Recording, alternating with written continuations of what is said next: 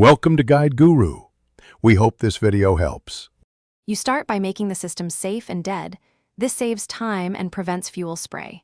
First, park level, engage the parking brake and disconnect the negative battery cable. Next, pull the fuel pump fuse or relay and crank the engine for 2 to 3 seconds to dump line pressure. That prevents fuel from spraying when you open hoses. Once done, jack the vehicle and support it on stands. Slide a drip pan under the filter and clean the area so dirt won't enter the line.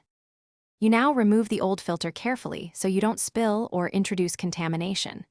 Put on gloves, then loosen hose clamps or release quick connect fittings. Use a proper disconnect tool for factory clips. Pull hoses straight off while tipping the filter to drain into the pan. Watch the flow arrow so you remember orientation.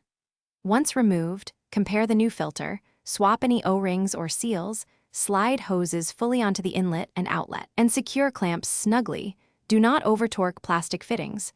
Hand tight plus a quarter turn is enough. You finish by priming and verifying the repair so the car runs reliably.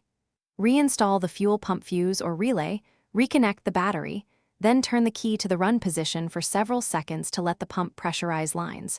Repeat until you hear the pump and pressure stabilizes. Inspect all connections for leaks for at least 5 minutes, then start the engine and monitor idle. If the engine hesitates or you see drips, shut off, recheck clamp tightness, correct filter orientation, and reseat quick connects before retesting. Thanks for watching. Consider subscribing if we helped you today.